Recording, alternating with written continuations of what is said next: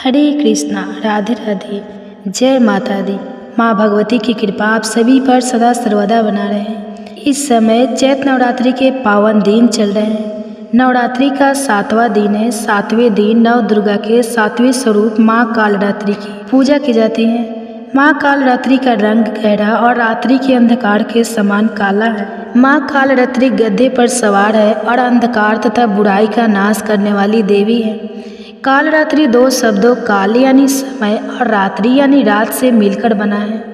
काल को हरने वाली माँ कालरात्रि का स्वरूप अत्यंत उग्र और रौद्र है, जो भयानक कष्ट हासिल कर रही है। जब माता पार्वती ने शुंभ निशुंभ और रक्त बीज को मारने के लिए अपना सुनहरा रंग त्याग दिया और क्रोध से भर गई, तब वे कालरात्रि कहलाई। दानवों का संहार करने के लिए वे गधे पर सवार होकर हाथ में अस्त्र शस्त्र धारण कर युद्ध मैदान में आ गई। माँ का यह रूप अत्यंत रौद्र और भयावह है, लेकिन माँ कालरात्रि अत्यंत दयालु और कल्याणकारी है। माँ आदिशक्ति ने यह स्वरूप शुंभ निशुंभ और रक्त जैसे दुष्ट दानव का सर्वनाश करने के लिए धारण किया था। देवताओं की रक्षा के लिए नवरात्रि के 7वें दिन माँ कालरात्रि प्रकट हुई थी। माँ कालरात्रि अर्थात माँ काली अपने भक्तों को भय और अकाल मृत्यु से बचाने वाली देवी है, जो नव दुर्गा का रूप है। नवरात्रि के 7वें दिन माँ काली की पूजा अर्चना की जाती है। जब माता पार्वती ने क्रोधित होकर रौद्र रूप धारण किया तो उनका रंग काला हो गया, इसलिए उन्हें माँ काली या फिर माँ काली का भी कहा जाता है। माँ काली की पूजा आराधना करने से जीवन में सभी प्रकार के भय से मुक्ति प्राप्त होती है। माँ काली की पूजा आराधना से व्यक्ति हर प्रकार की सिद्धियाँ भी प्राप्त कर सकता है और तंत्र मंत्र करने वालों के लिए महाकाली की पूजा विशेष रूप से लोकप्रिय मानी गई है, क्योंकि उनकी पूजा मध्य रात्रि को करने का विधान है। महाकाली को दुष्टों का विनाश कर अपने भक्तों की रक्षा करने के लिए माना जाता है, इसलिए उन्हें वीरता और साहस का प्रतीक माना गया है। माँ आद्याशक्ति ने अपने विभिन्न स्वरूपों में महिषासुर, ध्रुमलोचन, तरकासुर, बर्नासुर, चंडमुंड जैसे अनेक दानवों का वध किया था। देवी दुर्गा ने महाभयंकर रक्त बीज का वध करने के लिए अपने तेज से माँ कालरात्रि को उत्पन्न किया। माँ कालरात्रि भक्तों का उद्धार करने वाली देवी है। वो भक्तों को रिद्धि सिद्धि प्रदान करने वाली देवी है। असुरों का वध करने के लिए वे कालरात्रि बनी। उनका शरीर रात के अंधेरे के समान काला है और उनके बाल बिखरे हुए हैं। गले में विद्युत यानी मस्तकों की माला पहनी हुई है। उनके 4 हाथ है, एक हाथ में खड़ग है, दूसरे हाथ में लोहे का कांटा है। इन अस्त्र शस्त्र के साथ माँ काली ने रक्त बीज का वध किया था। उनके 3 नेत्र हैं और क्रोधित होने के कारण उनके श्वास से अग्नि की ज्वाला प्रकट होती है, जिससे सभी दानव जलकर भस्म हो रहे थे। माता पार्वती ने देवी कालरात्रि का यह स्वरूप क्यों धारण किया, तो उसके पीछे भी एक सुंदर पौराणिक कथा छिपी हुई है। आइए उसी कथा का श्रवण करें। इस कथा के अनुसार शुंभ निशुंभ और रक्त बीज नामक दैत्यों ने अपना अत्याचार तीनों लोकों में फैला दिया था। रक्त बीज अत्यंत शक्तिशाली था और उसका बल उसके रक्त में था, क्योंकि जब रणभूमि में कोई भी योद्धा उस पर अस्त्र या शस्त्र से प्रहार करके उसे घायल करने का प्रयास करता और उसके शरीर से अंगों से लहू की बूंद भूमि पर गिरती, तो उस रक्त की बूंद से उसके जैसे अनेक क्रूर दैत्य हाथ में शस्त्र लिए खड़े हो जाते थे। जहाँ जहाँ भी उसके रक्त की बूंदें गिरे, वहाँ उसके जैसा शक्तिशाली राक्षस उत्पन्न हो जाएगा, ऐसा उसे वरदान मिला हुआ था। अगर कोई उसे मारने का प्रयास भी करता तो उसके जैसे अनेक राक्षस उत्पन्न हो जाते और इस प्रकार कोई भी उसे मार नहीं सका था। यहाँ तक कि सभी देवता भी उसे पराजित हो गए थे। इसलिए उसने तीनों लोकों में विजय प्राप्त की और देवताओं पर अत्याचार करना आरंभ कर दिया। अब सभी देवता दुखी होकर माता पार्वती के पास आए और अपनी व्यथा का सुनाई। माता पार्वती से प्रार्थना करते हुए वे इस दुष्ट दानव से उनकी रक्षा के लिए याचना करने लगे। देवताओं का दुख सुनकर माता पार्वती अत्यंत क्रोधित हो गई। उन्होंने अपना रौद्र रूप धारण कर लिया। माँ आद्याशक्ति माँ दुर्गा ने इस रक्त बीज से युद्ध किया। जितनी भी बार माँ आद्याशक्ति रक्त बीज के अंग को काटती तो उसके अंग से रक्त की बूंदें भूमि पर गिरती और उससे अनेक नए दानव उत्पन्न हो जाते। माँ आद्यशक्ति ने अपने ही स्वरूप देवी चंडिका को अब आदेश दिया कि जब मैं इस राक्षस पर प्रहार करूंगी तो इसके शरीर से जो भी रक्त की बूंदें गिरे उसे भूमि पर ना गिरने दिया जाए और उससे पहले ही उसे पी लिया जाए। एक भी रक्त की बूंद भूमि पर गिरने मत देना, क्योंकि रक्त की बूंद पृथ्वी पर नहीं गिरेगी तभी उससे दूसरा असुर उत्पन्न नहीं होगा और तभी इस रक्त बीज का वध हो पाएगा। माँ आद्यशक्ति के आदेश पर देवी चंडिका ने वैसे से ही किया। माँ चंडी करूप उग्र हो गया, उन्होंने अपना मुख विकराल कर लिया और जैसे जैसे महाकाली उस दैत्यों का संहार करने लगी वैसे वैसे ही चंडिका ने वो सभी जो रक्त की बूंदें गिर रही थी उनको पीना शुरू कर दिया। माँ चंडिका ने कई राक्षसों को निगल लिया था और रक्त बीज के लहू की एक बूंद भी धरती पर गिरने से पहले ही देवी चंडिका ने पी ली थी। इस प्रकार अंत में माँ आद्यशक्ति ने अपने इस रूप से रक्त बीज का नाश किया और देवताओं की रक्षा की। उसी तरह आज भी माँ काली अपने भक्तों के जीवन में आने वाली कठिनाइयों को दूर कर उनकी रक्षा करती है, जीवन में सुख समृद्धि प्रदान करती है। महाकाली का नाम लेने मात्र से बुरी शक्तियाँ भयभीत होकर भाग जाती है। माँ कालरात्रि की पूजा विधि विधान से करनी चाहिए। इस पूजा को सुबह जल्दी करने की सलाह दी जाती है, इसलिए इस दिन सुबह ब्रह्मा मुहूर्त में उठकर स्नान करके स्वच्छ हो जाए, फिर गंगा जल अथवा गौमूत्र से घर और पूजा घर को शुद्ध कर ले। लाल वस्त्र पहनकर कलश की संपूर्ण विधि के साथ अक्षत सिंदूर पुष्प से पूजा करें। माँ का आवाहन करें, उनकी पूजा करें, उनके समक्ष दीपक जलाएं, पुष्प सिंदूर अक्षत आदि से विधि पूर्वक पूजा करें और पूजा करते समय इस मंत्र का जाप करें, ओम कालरात्रे नमः। इस मंत्र का उच्चारण करने से मन में शुद्धि भक्ति भाव उत्पन्न होता है। उसके बाद माँ को भोग अर्पित करें। माँ कालरात्रि को गुड़ अथवा गुड़ से बने हलवे का भोग अर्पित करना चाहिए। फिर माँ की आरती स्तुति करें। इस दिन काली चालीसा, श्री कुंजी का स्तोत्र आदि का पाठ कर सकते हैं। इसके उपरांत नवरात्रि के 7वें दिन की रात को तिल के तेल या फिर सरसों के तेल की अखंड ज्योत भी जलानी चाहिए और देवी की विशेष विधि से पूजा करनी चाहिए। अगर आप 7वीं की रात को यह ज्योत जलाते हैं तो याद रहे इस अखंड ज्योति को नवमी की पूर्ण होती तक जलाएं। इसी तक जलाए रखें, क्योंकि इससे सप्तशती, अष्टमी और नवमी इस महाव्रत का पालन होता है। नवरात्रि के 7वीं रात को भी माँ काली की पूजा करने का विधान है। उनकी पूजा करते समय मंत्र का जाप करें तो माँ सदैव प्रसन्न रहती है। माँ कालरात्रि के संपूर्ण विधि विधान के साथ पूजा आराधना और उपासना करने से माँ काली अपने भक्तों पर अत्यंत प्रसन्न होती है। वे सभी मनोकामनाएं पूर्ण करने वाली, संपूर्ण जगत का पालन पोषण करने वाली, पापों का नाश करने वाली और सभी बंधनों से मुक्ति प्रदान करने वाली है। इस प्रकार माँ की विधि विधान से पूजा करके उनसे इस प्रकार प्रार्थना करनी चाहिए, हे माँ कालरात्रि, माँ भवानी, अगर आपकी पूजा आराधना में मुझसे कोई त्रुटि रह जाए, भूल हो जाए तो कृपया क्षमा करें। हम पर सदैव अपनी कृपा बनाए रखें।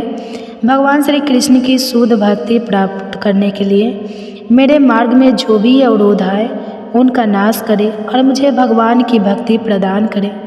इस प्रकार प्रार्थना करते हुए आप नवरात्रि के 7वें दिन की पूजा कर सकते हैं। आज की कथा बस इतनी ही और कल नवरात्रि के 8वें दिन की कथा के साथ फिर मिलेंगे। और उसे सुनने के लिए अगर अभी तक नहीं किया है तो आपके अपने इस चैनल अनकाबे स्टोरी को कम से कम सब्सक्राइब कर लीजिए। इस कथा को अपने परिवार मित्रों को जल्दी से शेयर कीजिए। चैत्र नवरात्रि का व्रत परिवार की सुख शांति और कल्याण के लिए रखा जाता है। अगर आप इन दिनों में गौ माता को एक खास चीज़ खिला देते हैं तो आपकी आर्थिक परेशानियां खत्म हो सकती हैं। यह उपाय माँ दुर्गा और माता लक्ष्मी की कृपा पाने का एक अचूक तरीका माना जाता है। अगर आप इस उपाय को करते हैं तो धन संपत्ति में बढ़ोतरी होगी, सभी संकट और बाधाएं दूर होगी, घर में सुख शांति बनी रहेगी, प्रीत दोष और अन्य समस्याएं समाप्त हो जाएगी। गौ माता को भोजन अर्पित करने से जीवन में किसी भी चीज़ की कमी नहीं रहती। कहा जाता है कि यह उपाय 7 पीढ़ियों तक सुख समृद्धि बनाए रखता है। इस साल चैत्र नवरात्रि 29 मार्च 2025 से शुरू हो रही है।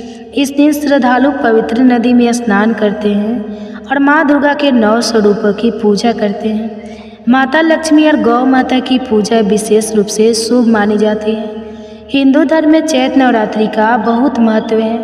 इस दौरान देवी देवताओं की पूजा की जाती है, विशेष भोग अर्पित किए जाते हैं और माँ दुर्गा की विधि विधान से आराधना होती है। गौ माता की पूजा करने से सभी कष्ट दूर हो जाते हैं और जीवन में सुख समृद्धि आती है। अगर आप इस चैत्र नवरात्रि में यह उपाय अपनाते हैं तो निश्चित रूप से आपके जीवन में सकारात्मक बदलाव आएगा। शास्त्रों और वेद पुराणों में स्पष्ट रूप से लिखा गया है कि चैत्र नवरात्रि माँ दुर्गा के 9 रूपों का आशीर्वाद प्राप्त करने का सबसे उत्तम समय होता है। इस दौरान माँ दुर्गा प्रसन्न मुद्रा में रहती है और अपने भक्तों पर कृपा बरसाती है। मान्यता है कि इन दिनों सूर्य अन्य दिनों की तुलना में अधिक तेजोमय होता है। इस पावन अवसर पर माँ दुर्गा की विधि विधान से पूजा की जाती है और सूर्य देवता को अर्घ्य दिया जाता है। महिलाएं चैत्र नवरात्रि का व्रत रखती है जिससे उन्हें विशेष पुण्य प्राप्त होता है।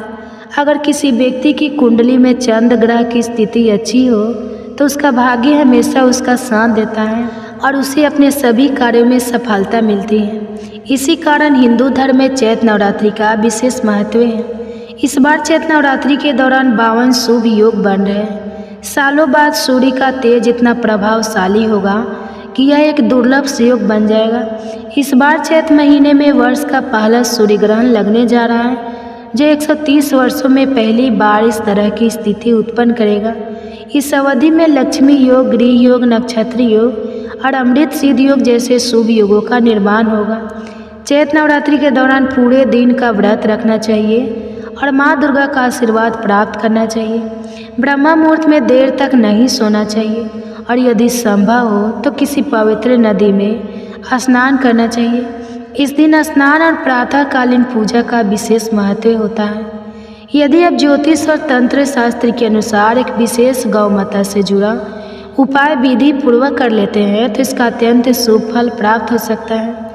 इस उपाय को करने से माँ लक्ष्मी और श्री हरि विष्णु की कृपा प्राप्त होगी और 9 ग्रहों की दशा आपके पक्ष में हो जाएगी। इसके साथ ही राहु केतु की स्थिति में भी सुधार होगा क्योंकि इनके प्रभाव का नियंत्रण माँ दुर्गा के हाथों में होता है। इस उपाय को करने के बाद आपके जीवन में धन की आवक बढ़ने लगेगी और आर्थिक कष्टों से मुक्ति मिलेगी। अगर माँ दुर्गा और माता लक्ष्मी की कृपा प्राप्त हो जाए तो किसी भी व्यक्ति को धनवान बनने से कोई शक्ति रोक नहीं सकता। अब आपके में यह सवाल आ रहा होगा कि गौ माता को ऐसा क्या खिलाने से यह लाभ प्राप्त हो सकता है। आपने देखा होगा कि दिवाली, धनतेरस या नवरात्रि की पूजा के दौरान गौ माता को विशेष रूप से भोग अर्पित किया जाता है। कई परिवारों में गौ माता को 2 पुड़िया अर्पित करने की परंपरा है। इसलिए आपको इस उपाय को चैत्र नवरात्रि के दिनों में करना चाहिए और सूर्यदेव को अर्घ्य देकर उनकी विधि विधान से पूजा करनी चाहिए। इस वीडियो में हम आपको गौ माता से जुड़े ऐसे उपायों के बारे में बताएंगे जिन्हें करने से आपके जीवन के दुख, संकट और बाधाएं समाप्त हो सकती हैं और आपकी सफलता के मार्ग की सभी रुकावटें दूर हो सकती हैं और इसे करने से आपको सभी परेशानियों से छुटकारा मिलने वाला है। आपके जीवन में अपार धन संपत्ति आएगी और कभी भी धन की कमी नहीं होगी। यदि आप यह उपाय करते हैं तो आप धन प्राप्ति के योग्य बन जाएंगे और आपके घर में हमेशा समृद्धि बनी रहेगी। अन्य धन और वस्त्रों की कभी कमी नहीं होगी। चैत्र नवरात्रि में माँ दुर्गा की पूजा के साथ साथ हनुमान जी, मंगल देवता और भगवान शनि देव की भी पूजा करनी चाहिए। यदि आप इस दिन हनुमान जी, मंगल देव और शनि देव की पूजा करते हैं तो मंगल ग्रह से संबंधित दोष दूर हो जाते हैं। इससे व्यक्ति के जीवन में धन संपत्ति का आगमन होता है और सभी मनोकामनाएं पूर्ण हो जाती हैं। हम आपको यह जानकारी अनकाबे स्टोरी चैनल निःशुल्क दे रहे हैं क्योंकि हमारा उद्देश्य जनहित में सेवा करना है। इसलिए यदि आपको यह जानकारी उपयोगी लगे तो इस वीडियो को जरूर लाइक करें। साथ ही हम आपसे अनुरोध करते हैं कि कमेंट्स में अपनी राशि जरूर लिखें ताकि हम चैत्र नवरात्रि के दौरान आपकी राशि के अनुसार खास उपाय बता सकें जिससे आपको अधिक लाभ मिले। कमेंट्स में जय गौ माता जरूर लिखें। अब हम एक महत्वपूर्ण उपाय बता रहे हैं जिससे आपको चैत्र नवरात्रि में जरूर करना चाहिए। गाय से जुड़े उपाय बताने से पहले एक और प्रभावशाली उपाय जान लीजिए। शाम के समय पीपल के पेड़ के नीचे सरसों के तेल का चौमुखी दीपक जलाएं। इसके लिए आटे का दीपक बनाए और उसमें 4 बातियां लगाए। दीपक में 2 साबुत लौंग डालें और उसे जलाकर अपनी मनोकामना मांगे। इसे जलाकर वहीं छोड़ दे और देखिए कैसे आपके जीवन में सकारात्मक बदलाव आता है। यदि आपने अभी तक अनकाबे स्टोरी चैनल को सब्सक्राइब नहीं किया है तो ज़रूर कर ले, ताकि आपको आगे भी ऐसी ज्ञानवर्धक जानकारी मिलती रहे। अब बात करते हैं गौ माता से जुड़े उन उपायों की जिन्हें करने से व्यक्ति को 60 पीढ़ियों तक धन और समृद्धि की कोई कमी नहीं होती। सभी दुख, दर्द और कष्ट दूर हो जाते हैं और जीवन में सुख शांति बनी रहती है। चैत्र नवरात्रि के दिन माँ दुर्गा की विधि पूर्वक पूजा करें और गौ माता की पूजा अवश्य करें। पूजा के लिए बनाए गए भोग में से 2 पूड़ियाँ गौ माता को जरूर खिलाएं। सूखी पूड़ी ना ही खिलाएं, बल्कि उस पर मिठाई, हलवा या कोई भी प्रसाद लगाकर अर्पित करें। हर शुभ कार्य में गौ माता या उनसे जुड़ी चीज़ें जैसे गोबर, गौमूत्र, दूध अथवा गाय के दूध से बना घी जरूर शामिल करें। इससे पुण्य की प्राप्ति होती है और सनातन परंपरा के अनुसार जिस घर में गाय होती है उस घर में सभी वास्तु दोष स्वतः समाप्त हो जाते हैं, क्योंकि बिना पंचामृत के कोई भी पूजा पाठ और हवन सफल नहीं होता। इसलिए इसका विशेष ध्यान रखना चाहिए। दोस्तों, महीने में कम से कम एक बार परिवार सहित गौशाला जाने और गायों को हरा चारा खिलाने का नियम जरूर बनाएं। इससे सभी वास्तु दोष शांत हो जाते हैं। अनकाबे स्टोरी चैनल आपको हमेशा सही जानकारी देता है। गर्मियों में गौ माता को पानी पिलाना और सर्दियों में इन्हें गुड़ खिलाना बहुत शुभ माना जाता है। खास तौर पर चैत्र नवरात्रि के दिन गौ माता को गुड़ जरूर खिलाएं। गर्मियों में गाय को गोदना भी खिलाना चाहिए। गौ माता को अनेक देवी देवताओं का वास माना जाता है। इनसे जुड़े कई शुभ और अशुभ संकेत भी होते हैं। अगर दूध दोते समय गाय अचानक ठोकर मार दे और सारा दूध बिखर जाए तो यह अपशगुन माना जाता है। वही यदि कोई व्यक्ति यात्रा पर निकल रहा हो और उसके सामने गाय अपने बछड़े को दूध पिलाती हुई दिख जाए तो यह शुभ संकेत होता है और यात्रा सफल मानी जाती है। गाय की आवाज़ सुनना भी शुभ माना जाता है, खासकर जब यात्रा के समय या रात्रि में गाय हुंकार भरे। लेकिन ध्यान रखें, गाय के साथ कभी भी बुरा व्यवहार ना करें। गाय को राष्ट्रीय पशु बनाए जाने की चर्चा चल रही है, लेकिन कई लोग इनके साथ खराब व्यवहार करते हैं। जैसे ही गाय दूध देना बंद कर देती है, कुछ लोग उन्हें सड़कों पर छोड़ देते हैं। कई बार इन्हें डंडे मारे जाते हैं या उन पर पानी डाला जाता है, जिससे वे बीमार होकर दम तोड़ देती है। शास्त्रों के अनुसार गाय को कभी भी मारना पीटना नहीं चाहिए। गाय को माता का दर्जा दिया गया है और जो व्यक्ति गाय को कष्ट देता है वह भारी पाप का भागी बनता है। गौतम मुनि की कथा में भी यह उल्लेख मिलता है कि उन्होंने गलती से गाय को डंडा मार दिया था, जिससे गाय की मृत्यु हो गई थी। इस पाप से मुक्ति पाने के लिए उन्होंने वर्षों तक कठोर तपस्या की थी।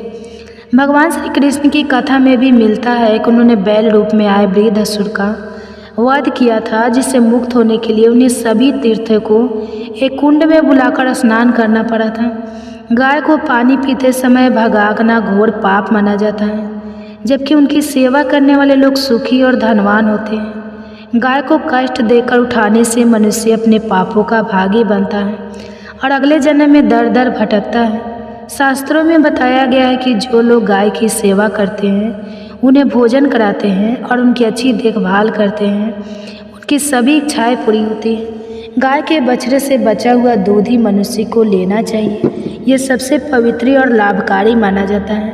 परंतु कुछ लोग गाय को एक बार दूहने के बाद बछड़े के लिए बचा हुआ दूध भी निकाल लेते हैं, जो कि बहुत बड़ा पाप माना जाता है। ऐसा करने से व्यक्ति को नकारात्मक परिणाम भुगतने पड़ते हैं। शास्त्रों में कहा गया है कि गौवंश यानी गाय और बैल की पीठ पर नहीं बैठना चाहिए।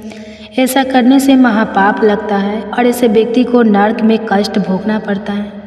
नंदी ने अपनी इच्छा से महादेव की सवारी बनाना स्वीकार किया था, इसलिए वह अपवाद है। गाय का दान बहुत पुण्यदायी माना जाता है, लेकिन बीमार या बूढ़ी गाय का दान नहीं करना चाहिए। कठोपनिषद ने नचिकेता की कथा में भी बताया गया है कि उन्होंने अपने पिता द्वारा बूढ़ी गायों के दान पर आपत्ति जताई थी। दूध देने वाली और बछड़े सहित गाय का दान करने से व्यक्ति को महान पुण्य प्राप्त होता है और स्वर्ग में स्थान मिलता है। ज्योतिष शास्त्र के अनुसार सूर्य, चंद्र, मंगल या शुक्र की यति राहु से हो तो प्रीत दोष उत्पन्न होता है। सूर्य का संबंध पिता से और मंगल का संबंध रक्त से होता है।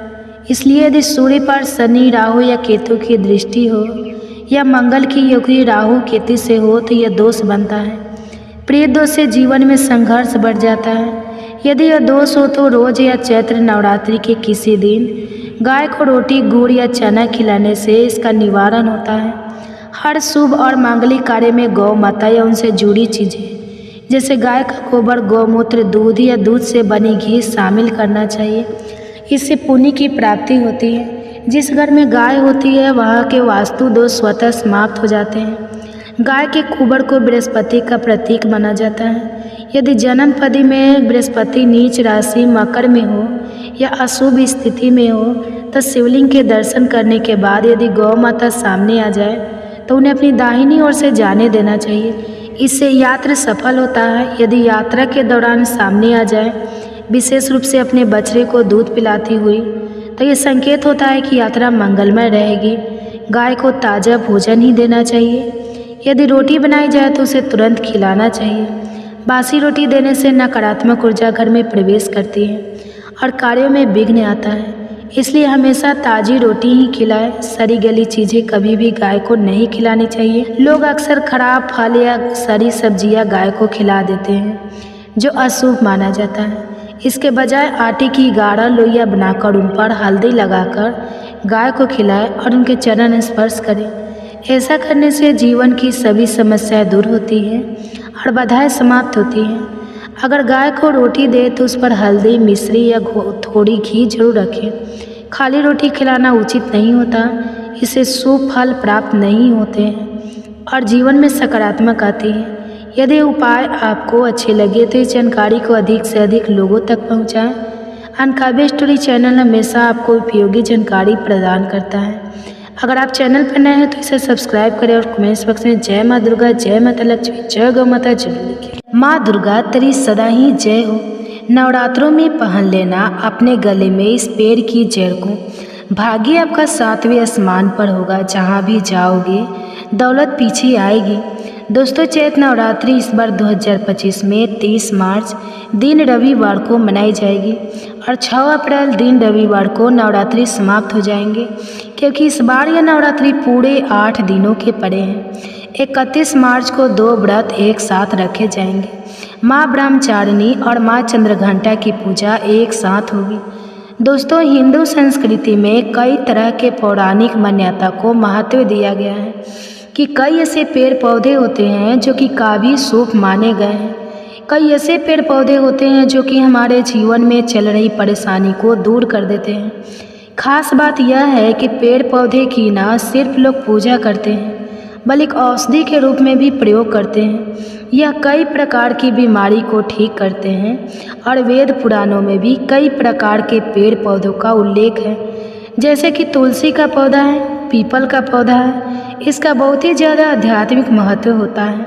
दोस्तों, अगर आपने देखा होगा हम जब पीपल की पूजा क्यों करते हैं, हमें पीपल की पूजा क्यों करनी चाहिए। वट सावित्री जो व्रत रखते हैं, जो माता बहनें हैं, वह पीपल की पूजा क्यों करते हैं, क्योंकि पेड़ पौधे में कुछ ऐसे अलौकिक चमत्कारी शक्तियाँ होती हैं जिसके दम पर कुछ समय में यानी कि किस समय में आपको अच्छे परिणाम मिलते हैं। तो आज मैं आप लोगों को नवरात्रि के समय में ताबीज़ में भर करके पहन लेना इस पौधे के जड़ बंद किस्मत के तले खुल जाएंगे, इस वीडियो में बताऊंगा। देखिए, यह जो नवरात्रि का समय होता है, माँ नौ दुर्गा की कृपा प्राप्त करने का, इनसे आशीर्वाद प्राप्त करने का सबसे अच्छा समय माना गया है। जो व्यक्ति रिद्धि प्राप्त करना चाहते हैं, सिद्धि प्राप्त करना चाहते हैं, शुभ एवं लाभ को प्राप्त करना चाहते हैं, धन धान्य की कामना को और धन धान्य से समृद्ध होना चाहते हैं, आरोग्य की प्राप्ति करना चाहते हैं, अगर आप चाहते हैं आपके जीवन से दुर्भाग्य दूर हो जाए, कृति की प्राप्ति हो, शांति की प्राप्ति हो, आपको मान शाम की प्राप्ति हो, तो आप एकदम सही वीडियो में आए। आपको कहीं भी जाने की ज़रूरत नहीं है। आज मैं आप लोगों को नवरात्रि के समय में धारण किए जाने वाली 5 जड़ के बारे में बताऊंगा। 5 जड़ में से कोई भी एक जड़ अवश्य धारण करना। जितने भी मैंने लाभ इस वीडियो में बताए हैं वह सारे लाभ आपको मिलेंगे। पेड़ पौधे में बहुत ही ज़्यादा चमत्कारी शक्तियाँ होती हैं। आप माने या ना माने, हमने जीवन काल में कई बार औषधि का प्रयोग करके बहुत सारे साधक की बीमारियों को भी ठीक करा है और बहुत सारे पेड़ पौधे का प्रयोग करके कई लोगों की समस्या को, जटिल से जटिल समस्या को हमने चुटकी में समाप्त करवाया। तो जो पेड़ पौधे होते हैं कहीं ना कहीं धार्मिक दृष्टि से ले लीजिए चाहे आध्यात्मिक दृष्टि से ले लीजिए, हमें फायदा पहुंचाने का काम ही करते हैं। सर्वप्रथम तो आपको नवरात्रि के 9 दिन इस पेड़ पौधे की जड़ को ले आना है। अगर नवरात्रि के छठे दिन इस वीडियो को देख रहे हैं तो नवरात्रि के छठे दिन भी इस पेड़ पौधे की जड़ ला करके आप जो है अपने घर में पूजन करके धारण कर सकते हैं।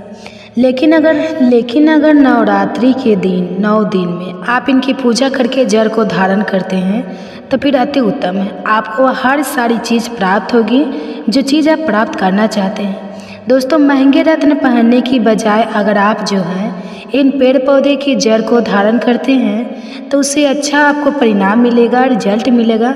कहीं ना कहीं रत्नों में मिलावट होती है, कहीं ना कहीं रत्नों में त्रुटि होती है। लोग आपको बेवकूफ़ बना सकते हैं लेकिन पेड़ पौधे से आपको कोई बेवकूफ़ नहीं बनाएगा इसकी जड़ से, क्योंकि स्वयं आप इसे जो है अपने हाथों से उकार करके लाएंगे और इसे आप धारण करेंगे। तो मैं आप लोगों को नवरात्रि के समय में लाए जाने वाले पेड़ पौधे की जड़ के बारे में बता रहा हूँ जिसे आप जो है ला करके धारण कर सकते हैं। दोस्तों, सर्वप्रथम तो इन पेड़ पौधों की जड़ को लाने के बाद आपको क्या करना होता है, इसे देवी प्रतिमा की तरह 9 दिन तक पूजा करनी होती है। जैसे माता नव दुर्गा की पूजा करते हैं ठीक उसी प्रकार इन पेड़ पौधे की जड़ को ला करके 9 दिन तक आपको पूजा करनी होती है और 10वें दिन जो विजयदशमी होती है उस दिन चांदी के ताबीज़ में भर करके पहनना होता है। अगर आपका सामर्थ्य नहीं है कि चांदी का ताबीज़ जो है आप ले सके तो आप जो है बिना चांदी के ताबीज़ के भी पहन सकते हैं। जो तांबे के ताबीज़ आते हैं उसमें आप जो है धारण करके जो है डाल करके धारण कर सकते हैं। तो आइए इस वीडियो में जानते हैं कि कौन सी चीज़ को हमें नवरात्रि के समय में कौन सी जड़ को ला करके धारण करना चाहिए, पहनना चाहिए। 5 जड़ के बारे में बता रहा हूँ। जानकारी बताने से पहले, वीडियो में आगे बढ़ने से पहले आप सभी दर्शकों से गुजारिश करना चाहूँगा, वीडियो में बताई गई जानकारी पसंद आएगी तो वीडियो को लाइक करें, चैनल को सब्सक्राइब जरूर कर लेना और हाँ दोस्तों, कमेंट बॉक्स में अपनी राशि भी डाल दीजिएगा। अगर हमारे पास कोई उपाय होगा तो वह आकर हम आपके कमेंट्स के रिप्लाई करके बता देंगे। दोस्तों, आइए जानते हैं। सर्वप्रथम तो आपके चमेली की जड़ लाना चाहिए। चमेली की जड़ के बेनिफिट बताना चाहूँगा, फायदे बताना चाहूँगा। चमेली की जड़ में दैवीय शक्तियाँ समाहित रहती हैं। आपने देखा होगा चमेली की जो तेल है हनुमान जी महाराज को समर्पित होता है। इसमें हनुमान जी महाराज की दैवीय शक्तियाँ रहती हैं। जो लोग माता लक्ष्मी की कृपा प्राप्त करना चाहते हैं, लक्ष्मी सिद्धि प्राप्त करना चाहते हैं, जो लोग सिद्धि प्राप्त करना चाहते हैं, मंत्रों को सिद्ध करना चाहते हैं, जो व्यक्ति आरोग्य रहना चाहते हैं, ऐसे व्यक्ति चमेली की जो जड़ होती है इसे अवश्य लाना चाहिए। चमेली की जो जड़ है इसे नवरात्रि के पहले ले आना या फिर नवरात्रि के टाइम में भी ला सकते हैं और उसकी 9 दिन आपको पूजा करनी है।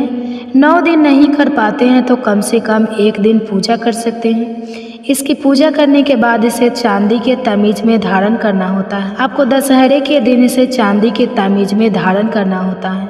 तो इससे दैवी शक्ति की प्राप्ति होती है, अलौकिक शक्ति की प्राप्ति होती है, हनुमान जी महाराज की कृपा बरसती है, आप हमेशा निरोगी रहते हैं। दूसरे क्रम में आता है लड़जीरा नाम का पौधा। हमारी वीडियो में देख लीजिए, इस प्रकार का होता है लड़जीरा पौधा। कई जगह इसे चिड़चिड़ा के नाम से जानते हैं, कई लोग इसे आप मार्ग बोलते हैं। आप इसे आपा मार्ग क्यों बोलते हैं? क्योंकि इसके जो बीज होते हैं उल्टी तरह होते हैं, ये सीधे नहीं रहते। आप में से अधिकतर जितने भी लोग हैं बीज देखे होंगे, फल के वह सीधे तरफ होते हैं लेकिन ये उल्टे होते हैं, इसलिए इसे आपा मार्ग कहते हैं।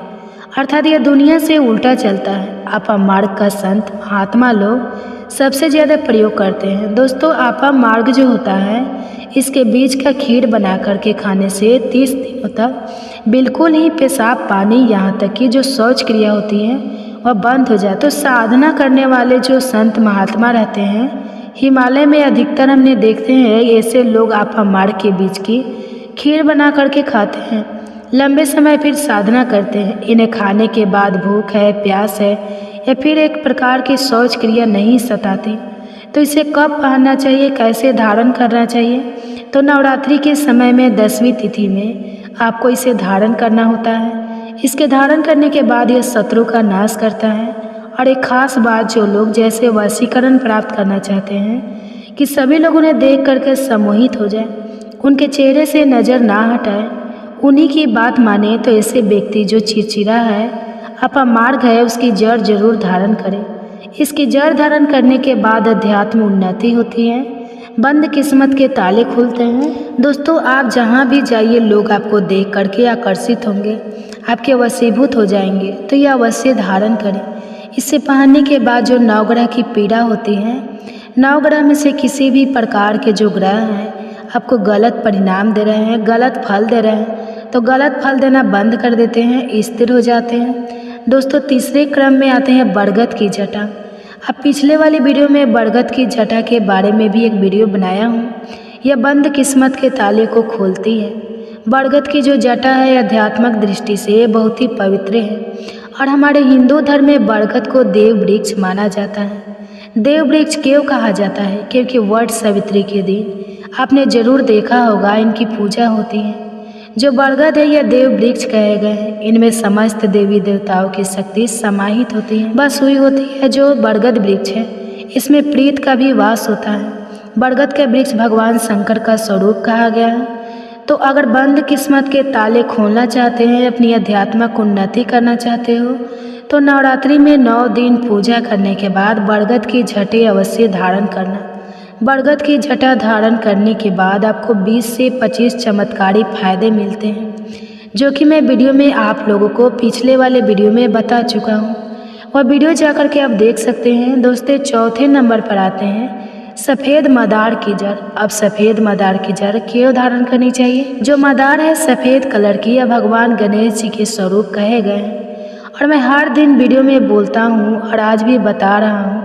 जो 11 वर्ष पुरानी सफ़ेद मदार की जड़ होती है, यह भगवान गणेश की सूंड की आकृति ले लेती है। आपने कई मंदिरों में देखा होगा मदार के गणेश जी बनाए जाते हैं। मदार के जो गणेश जी हैं इन्हें बहुत ही ज़्यादा फलकारी कहा गया है। यह तत्काल अपना फल प्रदान करते हैं। भगवान गणेश जी को रिद्धि सीधी शुभ लाभ के स्वामी कहे गए हैं। तो अगर आप रिद्धि सीधी शुभ लाभ, धन, वैभव प्राप्त करना चाहते हैं तो मदार की जड़ नवरात्रि में ले आना। इसकी 2 से 5 दिन 9 दिन तक पूजा कर देना।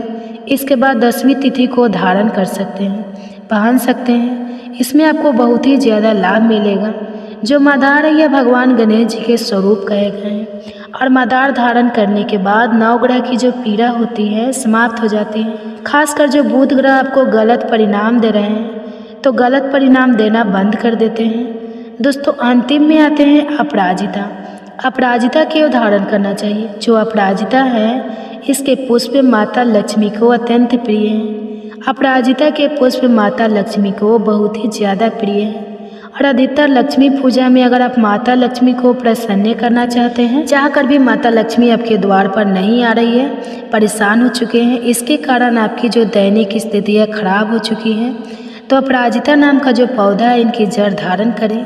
इसे चांदी के तमीज में धारण करने के बाद फिर लक्ष्मी की पूजा प्राप्त करना शुरू कर दें। इससे लक्ष्मी की प्राप्ति होनी शुरू हो जाती है, बंद किस्मत के ताले खुल जाते हैं। नौकरी चाहिए, नौकरी की प्राप्ति हो जाएगी, यानी कि बंद किस्मत के ताले को खोलने का काम करता है। आपकी आध्यात्मिक उन्नति करते हैं। मानो या ना मानो, धर्म अपनी जगह है, जड़ी बूटी की शक्तियाँ अपनी जगह।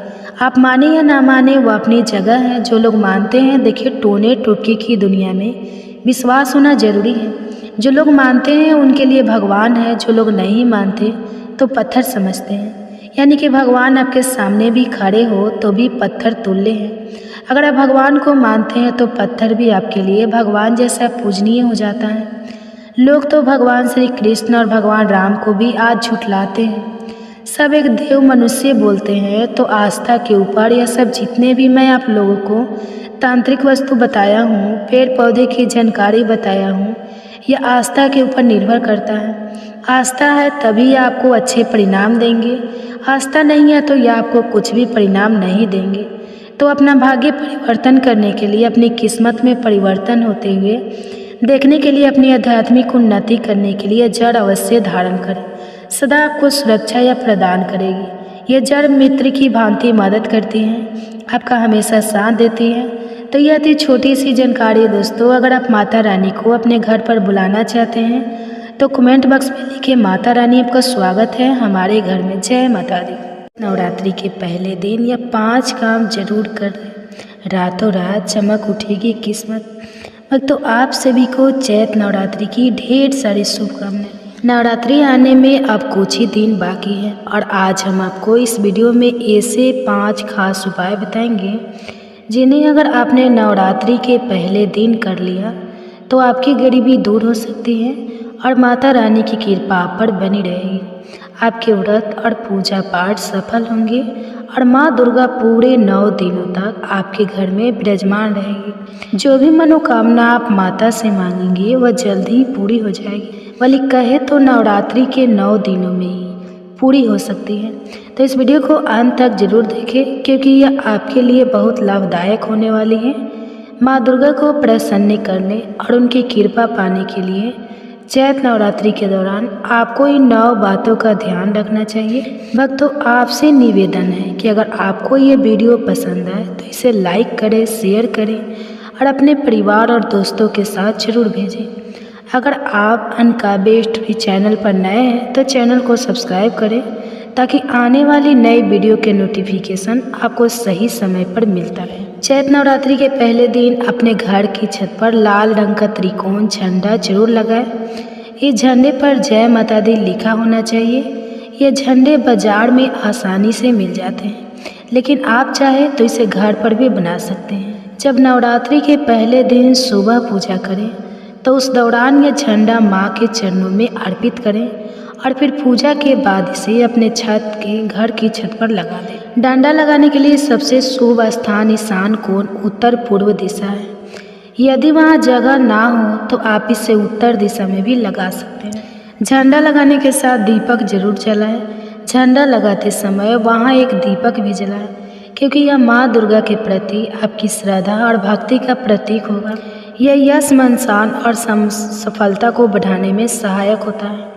घर में सुख, समृद्धि और धन की वृद्धि होती है।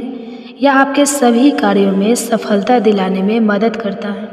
झंडा हमेशा लहराता रहता है जो इस बात का संकेत है कि आपके जीवन में सकारात्मकता और ऊर्जा बनी रहेगी। घर में पवित्रता और शुभता का संचार होता है।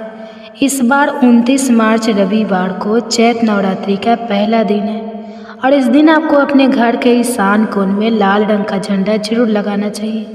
लाल रंग माता रानी को बहुत प्रिय है और यह उनका प्रतीक भी माना जाता है, इसलिए इस उपाय को जरूर अपनाएं। इसके बाद आपको मंदिर की अच्छी तरह से सफाई करनी चाहिए और यदि संभव हो तो इसे लगवा लेना चाहिए। आप पेंट या चूने से मंदिर को रंग सकते हैं। कुछ भक्त ऐसे भी होते हैं जो नवरात्रि में सुंदर कांड का पाठ करते हैं, तो आप भी पहले दिन इसके लिए आवश्यक सामग्री जुटाकर सुंदर कांड कर सकते हैं। भक्तों, अगला कार्य जो नवरात्रि के पहले दिन जरूर करना चाहिए वह है घर के मुख्य द्वार पर तोरण लगाना। तोरण क्या होता है? इसके लिए आम के पत्ते चाहिए। जिस तरह हम 5 पल्लवों में आम के पत्ते का उपयोग करते हैं वैसे ही यहाँ भी आम के पत्तों की ज़रूरत होती है। आपको थोड़ा अधिक मात्रा में ताज़े आम के पत्ते लेकर पहले अच्छे से धो लेना चाहिए। इसके बाद पत्तों के ऊपर हल्दी या कुमकुम से श्री लिखें। अब इन पत्तों को एक धागे में पिरो लें। आप लाल या पीले रंग का धागा इस्तेमाल कर सकते हैं। एक बार यह माला तैयार हो जाए तो इसे अपने घर के मुख्य द्वार पर टांग दें। भक्तों, जब किसी घर के मुख्य द्वार पर तोरण लगा होता है तो यह शुभता और मांगलिक कार्यों का संकेत देता है। यह बताता है कि घर में देवी का वास है और वातावरण पवित्र है। धार्मिक अनुष्ठानों, भवन निर्माण या किसी भी विशेष पूजा पाठ में आम के पत्तों का बहुत महत्व होता है। बिना आम के पत्तों की पूजा अधूरी मानी जाती है। कलश स्थापना में भी आम के पत्तों का विशेष स्थान होता है। इसलिए नवरात्रि के पहले दिन मुख्य द्वार पर तोरण जरूर लगाना चाहिए, जिससे घर में शुभता और सकारात्मकता ऊर्जा बनी रहे। अगला महत्वपूर्ण कार्य अखंड दीपक प्रज्वलित करना है। यदि आप घर में अखंड दीपक जलाते हैं तो इससे आपकी कोई भी मनोकामना शीघ्र पूरी हो सकती है, बशर्ते आप श्रद्धा और विश्वास के साथ इसे प्रज्वलित करें। दीपक जलाने से घर में किसी भी प्रकार की नकारात्मक ऊर्जा प्रवेश नहीं कर पाती और सकारात्मक ऊर्जा बनी रहती है। नवरात्रि के पहले दिन से लेकर नवमी तिथि तक अखंड दीपक जलाने से घर में सुख समृद्धि और धन वैभव की वृद्धि होती है। माँ भगवती वहीं वास करती है जहाँ सकारात्मक ऊर्जा होती है, इसलिए हम मुख्य द्वार पर तोरण लगाते हैं ताकि बाहर से कोई भी सकारात्मक ऊर्जा घर में प्रवेश ना करे, और दीपक जलाते हैं जिससे घर के भीतर भी पवित्रता और सकारात्मक ऊर्जा बनी रहे, तो हमारे विचारों में किसी भी प्रकार की नकारात्मक ऊर्जा ना रहे। इसके लिए हम दीपक प्रज्वलित करते हैं। जब हम पूजा प्रार्थना और मंत्र जाप कर रहे होते हैं तब दीपक का महत्व और भी बढ़ जाता है। लेकिन यदि किसी कारणवश आप अखंड दीपक नहीं जला सकते तो सुबह और शाम दोनों समय शुद्ध घी का दीपक अवश्य जलाएं। इसके साथ ही घर में लौंग और कपूर की आरती जरूर करें ताकि नकारात्मक ऊर्जा दूर हो और सकारात्मक ऊर्जा बनी रहे। अब अगला कार्य कलश स्थापना। दीपक जलाने से जुड़ी एक और महत्वपूर्ण बात ध्यान में रखें। अगर आप घी का दीपक जलाते हैं तो इसे माँ भगवती दुर्गा की मूर्ति के दाईं ओर रखना चाहिए, और यदि आप तिल के तेल का दीपक जलाते हैं तो इसे माँ दुर्गा की मूर्ति के बाईं ओर स्थापित करना चाहिए। दीपक हमेशा सही स्थान पर रखना आवश्यक होता है। अब बात करते हैं घट स्थापना, जिसे कलश स्थापना भी कहा जाता है। चैत्र नवरात्रि में कलश स्थापना के दौरान हम सभी देवी देवताओं का आवाहन करते हैं और माँ भगवती के साथ 9 दिनों तक विशेष पूजा करते हैं। जब हम माँ की आराधना करते हैं तो सबसे पहले कलश की पूजा की जाती है। धूप दीप नैवेद्य आदि अर्पित किए जाते हैं और विधि पूर्वक कलश को स्थापित किया जाता है। इस पूजा से घर में शुभता आती है और जीवन में आने वाली बाधाएं दूर होती हैं। यदि किसी कार्य में रुकावट आ रही हो तो वह भी माँ की कृपा से पूर्ण हो जाता है। इसलिए नवरात्रि के पहले दिन कलश स्थापना अवश्य करनी चाहिए। इसके बाद अगला आवश्यक कार्य है ज्वारे बोना, जिसे सप्त धान्य बोना भी कहा जाता है। ये एक शुभ संकेत होता है जिसमें मिट्टी में विशेष प्रकार के अनाज जैसे जौ बोए जाते हैं। जब ये अंकुरित होते हैं तो यह इस बात का प्रतीक होता है कि घर में सुख समृद्धि और माँ भगवती की कृपा बनी हुई है। यह संकेत देता है कि देवी माँ का आशीर्वाद हमारे परिवार पर हमेशा रहेगा। इसलिए नवरात्रि के प्रथम दिन घर में जवारे बोना बहुत शुभ माना जाता है। अब बात करते हैं एक और महत्वपूर्ण कार्य की, जो नवरात्रि के पहले दिन किया जाना चाहिए, व्रत रखना। कई भक्त पूरे 9 दिनों तक व्रत रखते हैं। कुछ भक्त केवल जल पीकर उपवास करते हैं तो कुछ फलाहार ग्रहण कर व्रत करते हैं। लेकिन अगर आप पूरे नवरात्रि का व्रत नहीं रख सकते तो कम से कम नवरात्रि के पहले दिन व्रत अवश्य करें। चैत्र नवरात्रि के पहले दिन और अंतिम दिन यानी नवमी या अष्टमी तिथि पर व्रत करना बहुत शुभ माना जाता है। पहला दिन विशेष रूप से महत्वपूर्ण होता है क्योंकि इस दिन माँ भगवती की आराधना विधि पूर्वक की जाती है। अगर संभव हो तो पूरे नवरात्रि व्रत रखें, क्योंकि जब हम पूरी श्रद्धा और सात्विकता के साथ माँ की पूजा करते हैं तो वे शीघ्र प्रसन्न होती है। हालांकि व्रत तभी रखें जब आप स्वस्थ हो।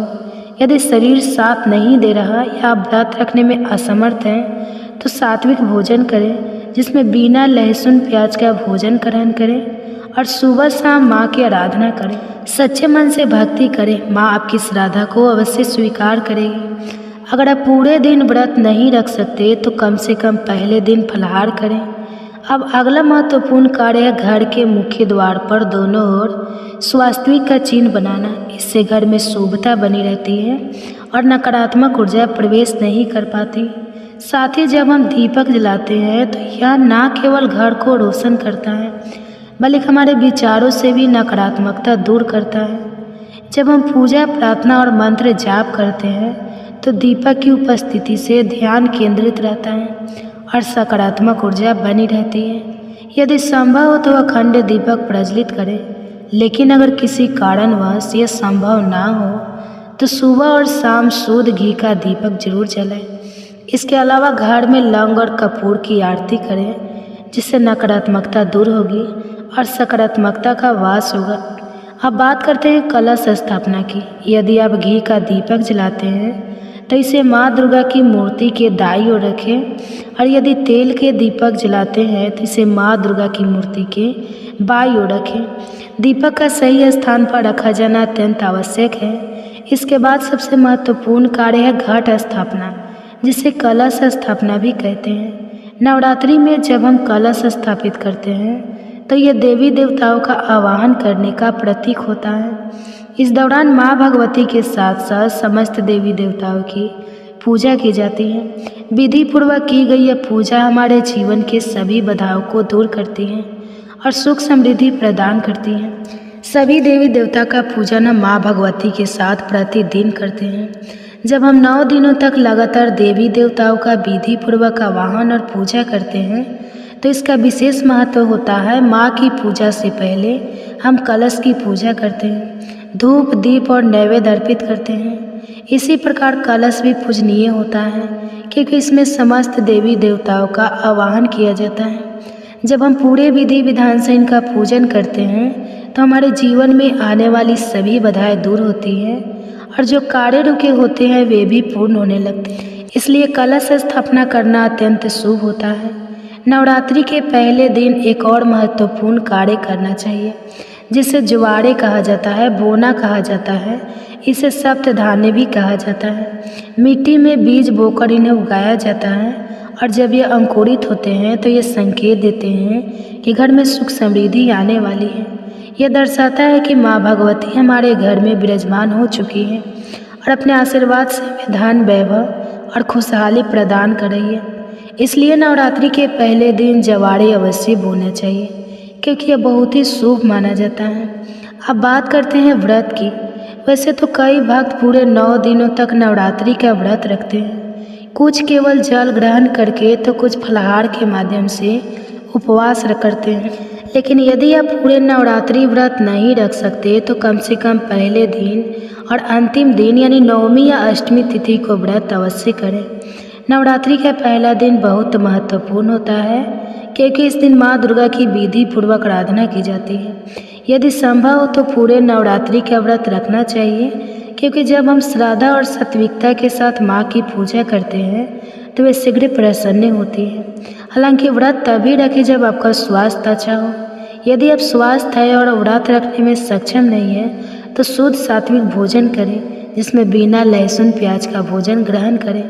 सुबह शाम माँ की आराधना करें और सच्चे मन से भक्ति करें, इससे भी माँ प्रसन्न होती है। अगर आपके लिए व्रत रखना शारीरिक रूप से संभव नहीं है तो इसे ना रखें, लेकिन यदि संभव हो तो नवरात्रि के पहले दिन फलाहार के माध्यम से व्रत अवश्य करें। अब एक और ज़रूरी कार्य की बात करते हैं जिसे नवरात्रि में अवश्य करना चाहिए। नवरात्रि के दौरान तामसिक भोजन से बचना चाहिए और सात्विक भोजन का सेवन करना चाहिए। फल फ्रूट जूस आदि लेने से शरीर में ऊर्जा बनी रहती है और व्रत रखने वाले व्यक्ति स्वस्थ रहते हैं। अब आपको बताते हैं कि चैत्र नवरात्रि 2025 कब से प्रारंभ हो रही है और पूजा के शुभ मुहूर्त क्या होंगे। नवरात्रि 9 दिनों तक चलती है और हर दिन माँ के किसी न किसी स्वरूप को समर्पित होता है। इस दौरान माँ दुर्गा के 9 स्वरूपों की पूजा की जाती है।